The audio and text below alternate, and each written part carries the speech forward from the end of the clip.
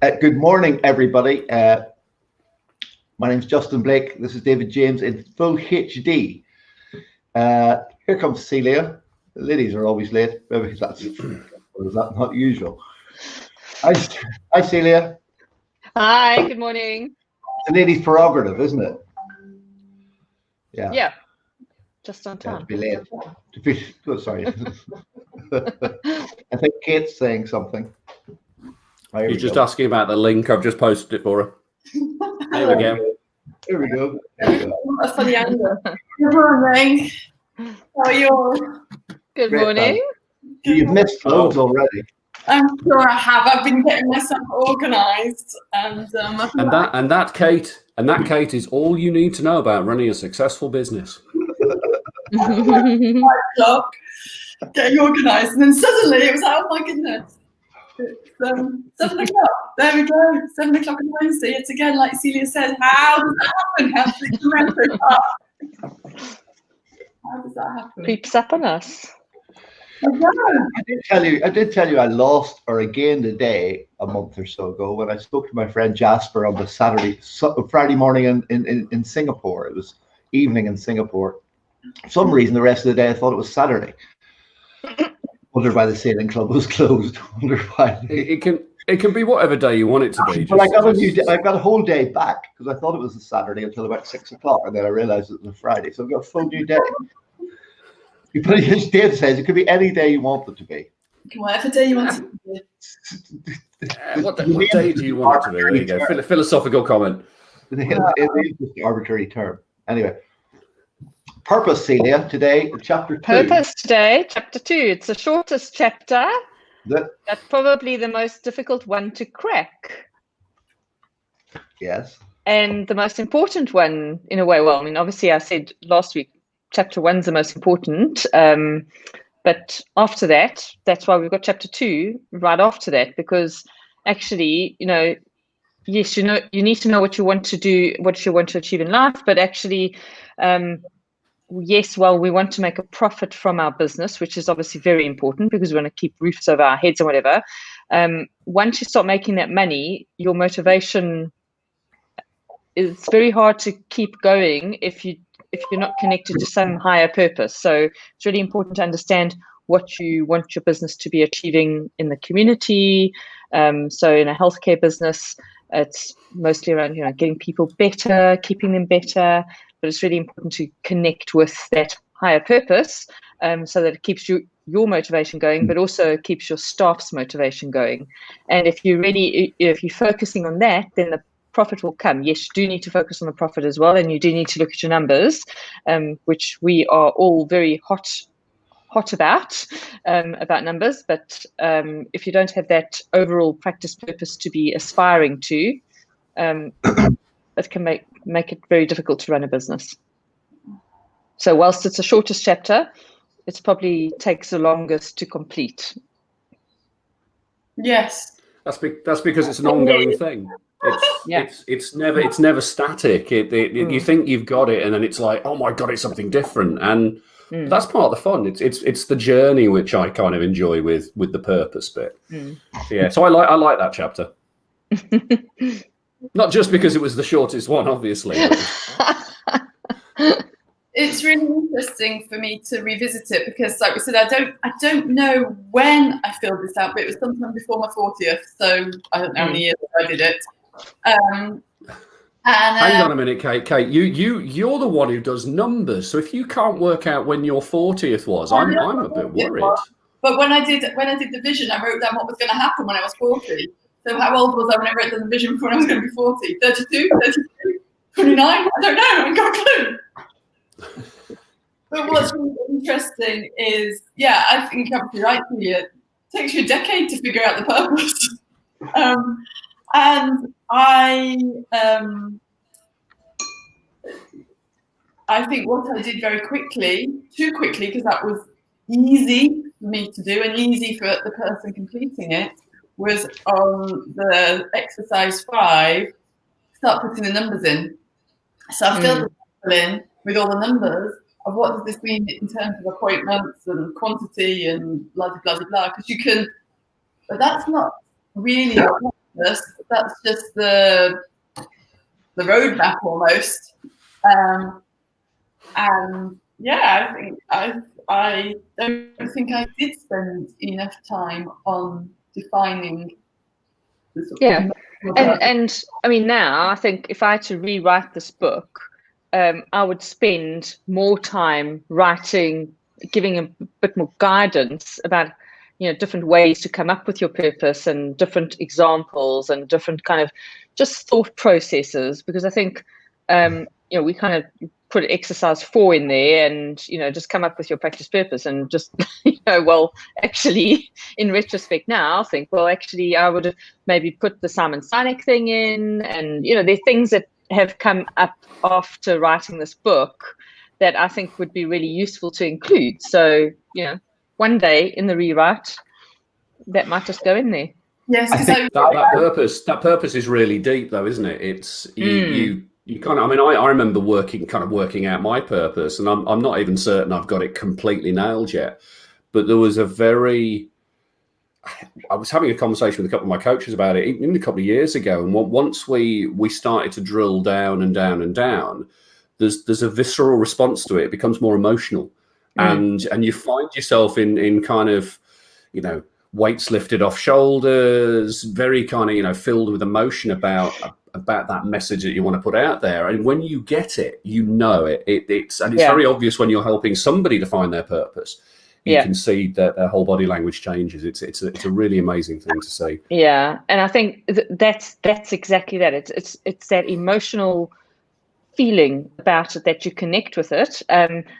So far too often, you'll be, speaking to people and they'll come up with some kind of vision statement or mission statement or purpose statement, whatever you want to call it, and they're like a little bit cringy about it, and I think, it doesn't sound quite right, and then it's like, well, okay, then we've got to go back to the drawing board, because if you feel cringy about it, then that's not your purpose. You've got to feel completely connected to it. And sometimes people will look at other people's purposes and think, oh my God, that's cringy. And well, that's fine. You can think that about someone else's purpose. As long as a person that's put it out there doesn't feel cringy about it, then it doesn't matter. There's got to be, it definitely has to be something that you completely connect with and feel that you'll put it up on your website, you'll put it on your walls, you'll shout it out to the world, because otherwise it's wrong. Or you'll tattoo it on your forehead. Maybe not that. Maybe not going that far, but. Well, then it's not your purpose, is it? Really, if you're not willing to do that, if you're not willing to go that far. In my practices, I never really figured it out. I was just all about the she'll be right, mate. Just like get home with it. I ran practices like that for quite a while. Then we worked on purpose.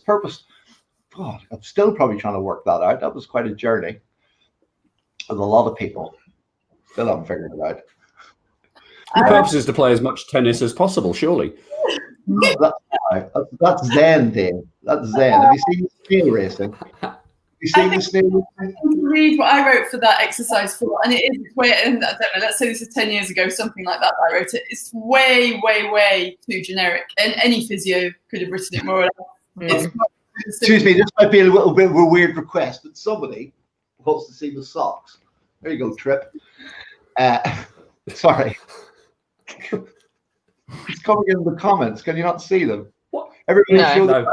Hang on. Let's have a look. Oh, yeah, hang on.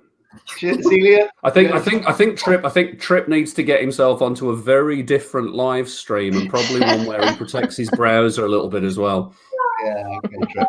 Get rid of your Trip. Yes, we've got the socks. Celia, have you got socks on? Yeah. What do you want me to show my sock? Celia, there we go. Dave, you're gonna have to step back. No socks for me. My belly dancer. You don't want to see anything below this point. I can tell you now. I've just come back off a bike. I've just come back off a bike ride. It's not going to be pretty. Have you seen Tyler Peck on Instagram any days? She's a lead ballet dancer for the New York City Ballet, and she live streams from her kitchen every day. It's worth watching. She could get her head. She would just be able to pull her leg up and say, "Here's my socks." Off the side of my head. Anyway, enough of socks. I'm interested in Kate's purpose. Come on, let's get back to this. I want Kate's purpose. Trip says have a blessed day. Sorry? Trip says we should have a day. I did it just for laughs, and you all have a blessed day. Thanks, Trip. Started off well. Blessed by Trip. Anyway. What did I write 10 years ago? Oh, I am going to cringe. So are we at this rate. Come on. It's like reading your teenage diary on your. That's not right. It'll be worse than that. Don't read that, kid. Not for personal consumption. It says a business that delivers the highest quality physiotherapy to our clients in the southwest of England with. Sorry. I know, through excellent customer service and pain relief, enabling pain-free active living. See, this is where I always struggle. You know, it's such like generic bullshit, isn't it? I know. That's what I mean. I didn't spend enough time. But did it serve you at the time? Did it give you what you needed at that point? I think it made me write something. I obviously took some time to put something down. And what I think is interesting is in the clinic as a team, we defined values and we revisited them and revisited them and revisited them. We didn't do the same for purpose. And I think it would have been really interesting if I'd made reviewing that purpose an annual activity or something, just so that it got refined over the years. Because yes, at that point in time, I probably couldn't have written anything very different, but I could have evolved it. And I always thought it was really curious when I'd ask physios why they were a physio. Oh, because I like biomechanics. You just get, again, a really generic, bland answer, and you'd be like, oh, give me more, give me more, give me more. I want to help people. I want to make people better. Decision when they were 18, and now they're stuck with it. That's why they're physio. We talked about that a few weeks ago. Do you know what's interesting about the purpose stuff is that I think if I'd have looked at my purpose when the business for me started, it would have been very, very similar. It would have been that kind of, you know, why do you do podiatry? Well, I want to help people. And it's only when I kind of tapped into other stuff and I realized that when I was 20 years old and I had my foot problems and my ulceration, and it was a podiatrist who basically saved my foot and my leg, what I was looking to do was make sure that everyone could have an experience where whoever they went to who was dealing with their feet knew either that they could treat them, or if they couldn't treat them, they knew exactly where to send you at the right time. So for me, it's about making sure that everyone knows exactly where to go for the health of their feet. And that's a strong purpose. And it might seem weird to kind of live that purpose through coaching and mentoring. But actually, for me, if I help other business owners to get better at what they do and market themselves better, then more people know about foot problems and where to go for the health of their feet. So actually, it achieves my purpose. It's just via a different route. Instead of me delivering the hands-on care, I'm helping other people to market so that they can deliver the hands-on care. And it's the same with the teaching as well. It fits in with the teaching. So, and that was quite a strong thing which came out was how much my story and my experience was entwined in that purpose. And I hadn't realized it before. I kept them very, very separate.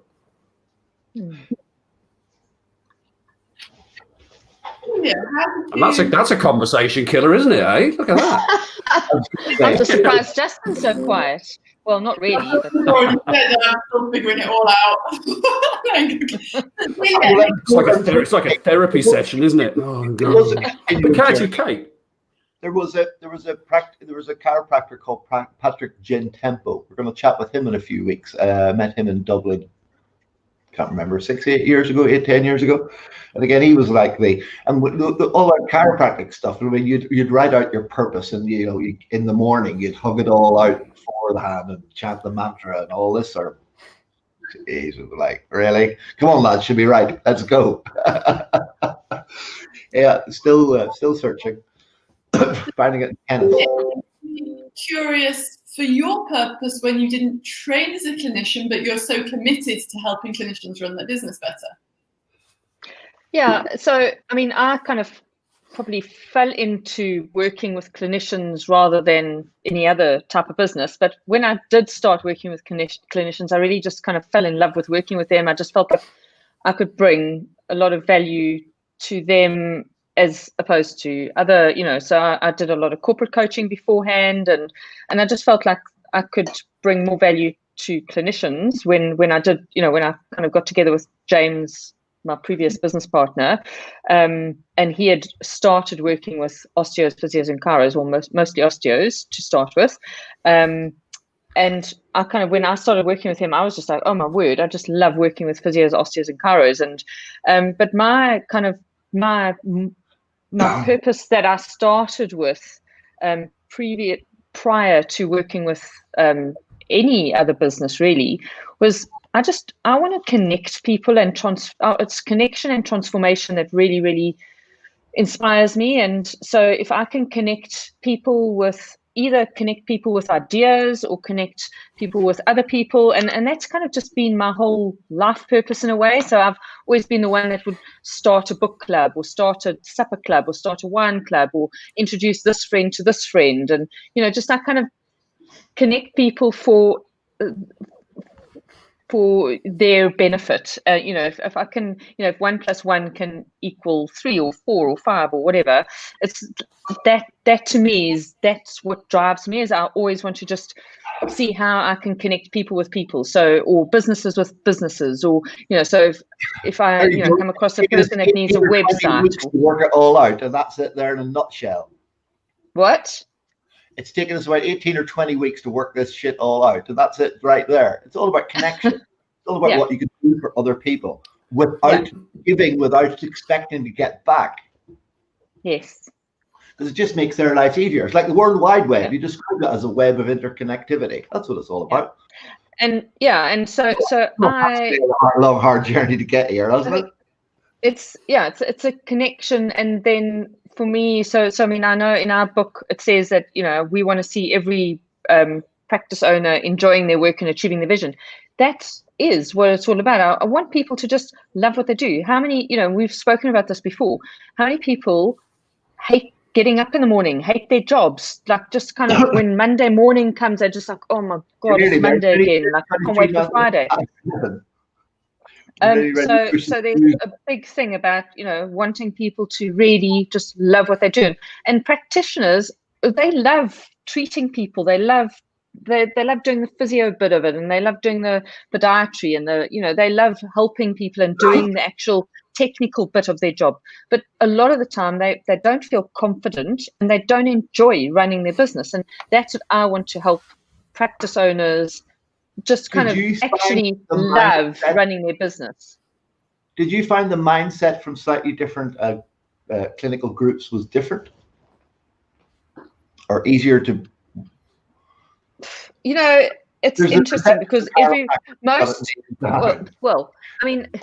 think there's a handful of chiropractors that have been exposed. I think sometimes chiropractors are more exposed to a lot more. There are loads of chiropractic coaches out in the world, loads of American-based chiropractors, and also in the UK and whether there's loads of chiropractic coaching businesses. So yes, maybe chiropractors get a little bit more exposed to that, but I've come across so many chiropractors where they haven't, and everybody says, oh, but chiropractors get a lot more business training in their colleges, and until recently they really haven't. So that's just completely not true. And so there are lots of chiropractors that actually haven't, so physios will always say, oh, but chiropractors and osteopaths are so much more business savvy. Well, actually, I don't think that's particularly true. I've got lots of physio clients that are business savvy, but so I think that I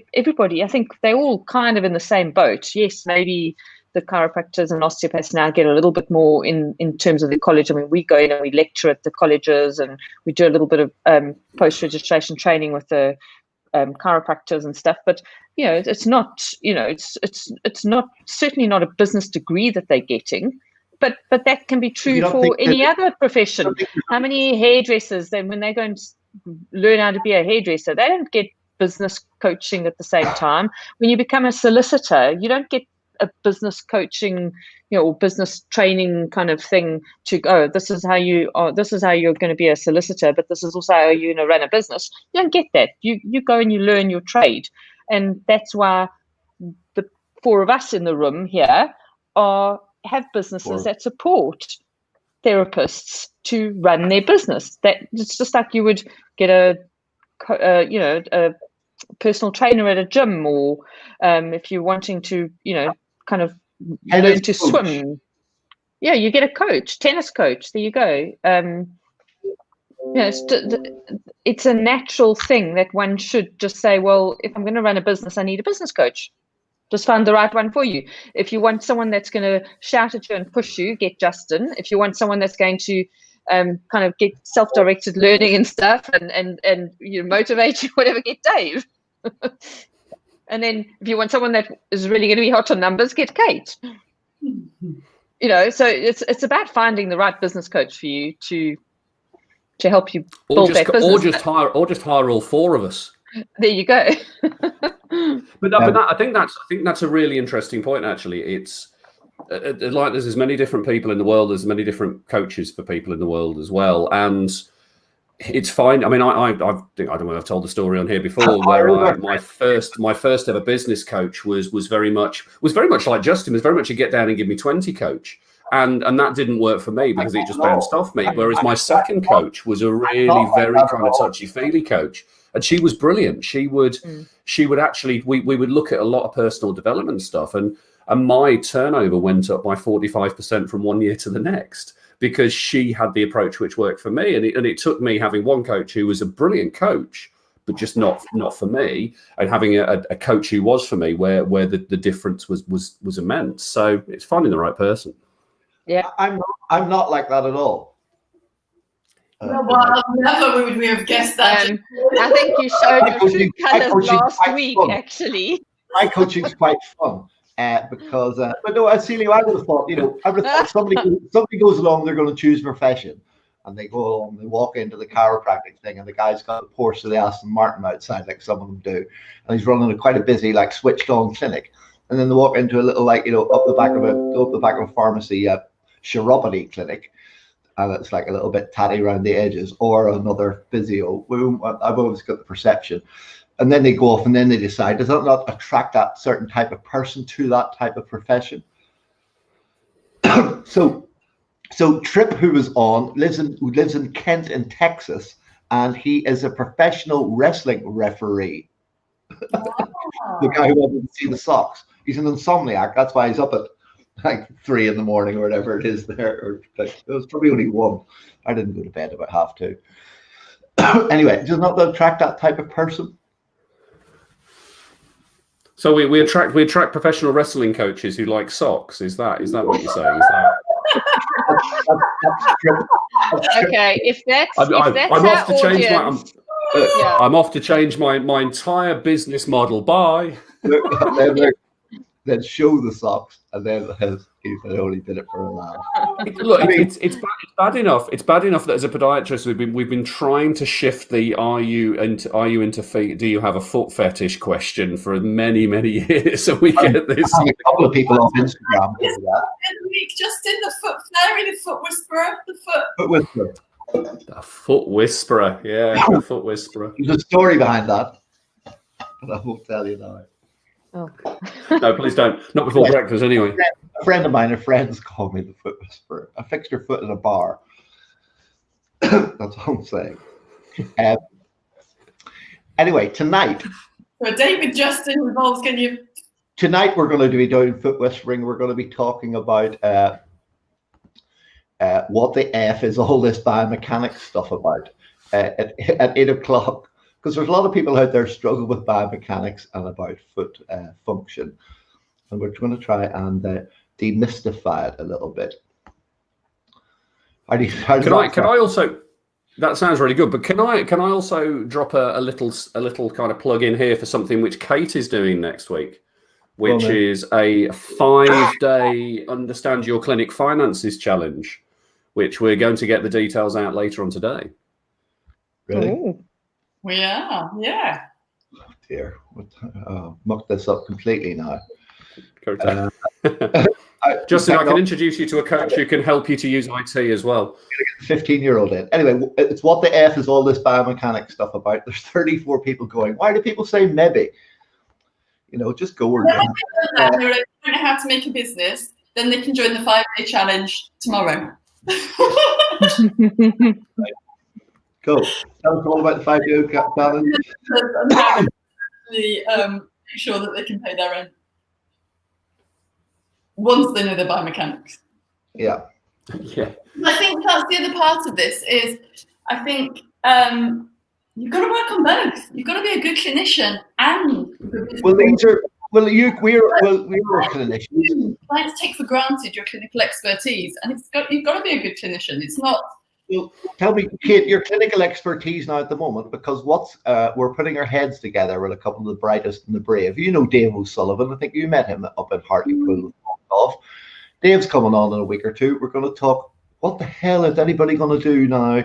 Tapering their training, rehab, all the sports. We're in a completely uncharted time now. What's going to happen between now and March or April next season? If there's more lockdown coming and rugby players testing positive and for COVID and other players, and sport is going to be locked down. So we're going to be in completely unprecedented times. What does everybody do? Just eat, drink, and be merry until Christmas, and then start to shred it, completely lay off everything, or we don't know. Anyway, Dave, who's the England rugby, you've met Dave. I think you've been out with karaoke for Dave. Yes, that Dave. I haven't been on karaoke with him, but I know he is. He's with the Leeds Rhino coach for about 5 or 6 years, and he was the Munster rugby coach. He went to England with the Rugby World Cup recently, and he's been 2 times lead England Rugby League World Cup physiotherapist. Dave, he also works with some golfers, and anyway, Dave, we're going to go for karaoke with another Dave, the lunatic. We're going to be talking all things rehabilitation. It was like, Dave and Celia sat beside him at a mastermind meeting all day. It's like, this guy's pretty switched on. He knows what he's doing, rugby physio, Then after dinner, it was more beer and shots, and then it was like karaoke around the corner. It opens at 11. Let's go, and now you're up singing again. Let's go. And I woke up at 3. I woke up the next morning, didn't know where I was. That's Dave O'Sullivan. Anyway, he's going to come on. We're going to completely uncharted territories. Rehabilitation. Let's have a think. It's an interesting question about athletes and what's happened. What the consequence of all this is on sport. They won't want to return to. There's a guy who's Irish. He's an Irish guy. I can't remember his name. He's from Northern Ireland. He was a pommel horse, and he won the World Championships, and he was going for the Olympics this year. And he was interviewed a couple of times at the start of lockdown. But you're not going to the Olympics. What are you going to be doing? And he was like training in his mum and dad's back garden. Well, now shit, this could be another year. So what's that guy going to do now? Does he keep going? Does he taper? Does he just stop? Does he stop? Who knows? Nobody knows. We've got to work it out. Dave and I are going to do a blueprint with a couple of other people, trying to figure this all out. May or may not be right for everybody. But, again, dance people are with Tom Novella. Johnny Sexton for Ireland, the rugby player, reckons he's going to give him another couple of years. Guys who've just had surgery now, came back to training. Right now they've got an extra maybe 3, 4, 5 months. Anyway, we do digress. I was going to drop a challenge. I was going to drop a challenge in Kate's direction. Go on then. Because we are coming up on our 30 minutes, and Kate is the expert at taking everything we've talked about and putting it very succinctly into 30 seconds worth of takeaway stuff, which you could. That's the bit you want to listen to at the end. Forget the rest. Come on, Kate. Come on. Get it. So Celia's book, Chapter 2. Chapter 1 was all about identifying what's important to you personally so that you make sure your business is designed to suit your personal life. And now we need to think about what the purpose is that you're wanting to make professionally, which will come a lot down to the emotional reason why you are whatever profession you are in the first place. And you need to take time to articulate both of these, because they're the foundations they create the framework for what you're going to then be building with regards to your business. So don't hurry too much onto the objectives until you've taken a little bit of time to really identify. But a little bit like a termite mound, it will get built and layers will come off and layers will get added and wearing will wear layers off. So some time to identify both. But what I think I would have benefited from doing is making sure that there's a minimum an annual review of both, so that they evolved over time as I understood myself better, the profession better, and the impact it was to make better. So have a good go at Celia's book and take some time to chapter 1 and 2. And then next week, start making it all happen. How does she do that? How does she just take all that conversation and just go? What was your primary game? No, out karaoke singing and have your foot inspected. Can you remember what he made you sing? Dave doesn't just ask you to sing; he makes you sing. Here you go, get up again. More shots. That's Dave O'Sullivan. And some of the rugby stories. Oh my God! You imagine the England rugby league team over in Australia. I've never been to rugby, and it's only up the road. So it's those guys. Well, especially rugby league, because they are rugby league and Australian rules football are always been at the cutting edge of sports science and always pushing things on. They're always the elite. All the research and stuff comes from them. Everybody else catching up still. Wonderful. Right, Dave, I have this 5-day stuff to prepare for and get organised for. Dave has done his bit. I'm behind on mine. So anyway, Forgotten Feet charity.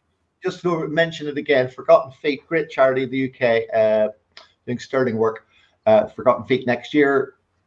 Land's End of John O'Groats Cycle or Sale, forgottenfeet.org. Still working on the, what do you call it? Sponsorship. Anyway, we're getting the word out there. And Dave, there was something else last week. What was the thing last week? What was the thing last week? Sorry? You put up last week or on Forgotten Feet. There was something. Somebody else. We got back after 5 months to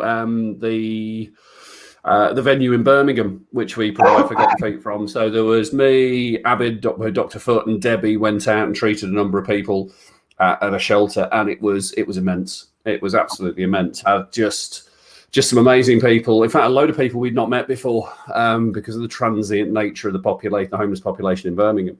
And yeah, just some lovely people who are only probably one step away from where any of us are. So yeah, it's always an honour to go and a privilege to go and help people down there. Yeah, well, especially now, especially with family dynamics and a lot of obviously social sort of changes going on, even more so now. Quite transient. But there's a foot and ankle conference show in a couple of weeks, Dave, is there? Not yeah, sorry. There's Foot Health, an orthotics company run by Kieran down in Banbury are putting something. Kieran's Carew, putting something together. I'm waiting for some details to come out, but they've got some education being provided over 2 evenings and a morning, I think, or it might be an evening and 2 mornings, or something like that over a weekend, which is going to be quite good. There's 3 speakers. All for Forgotten Feet, and maybe try and pull that. All for Forgotten Feet. Get that over next week.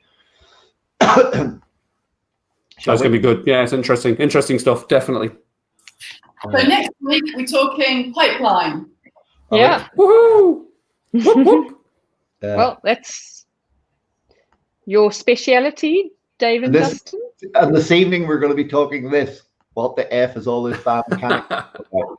8 o'clock. If you want to go into the private group, well, that's what somebody wanted the title to be. I was going to make it something slightly more boring because I told you I don't curse when I talk bad mechanics. Only curse when I talk business. So if you want to come along, you've got to join my private Facebook group. It's a shameless plug, I know, but the Foot Mobilization Clan. You can get an invite. You can find me, and you'll get on there, and we'll be there. The Spanish girl was lovely yesterday. She does a lot of rehab. She knows a little bit about rugby and rehab. You didn't see the interview. I have some concerns. Can you scroll back up to your banner on that one a moment for me? This one. I don't like this. What's the banner at the top?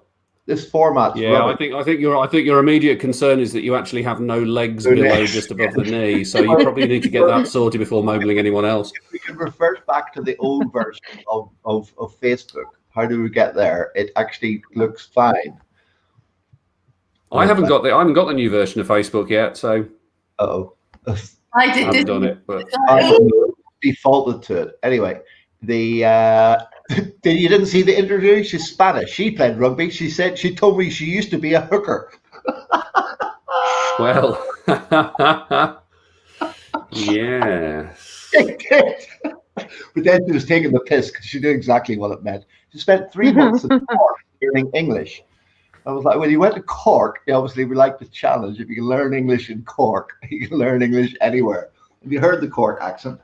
You've spoken to Lorcan and a few other colleagues down there. It's a complete. I need a translator. Google Translate when I go to Cork. Sorry.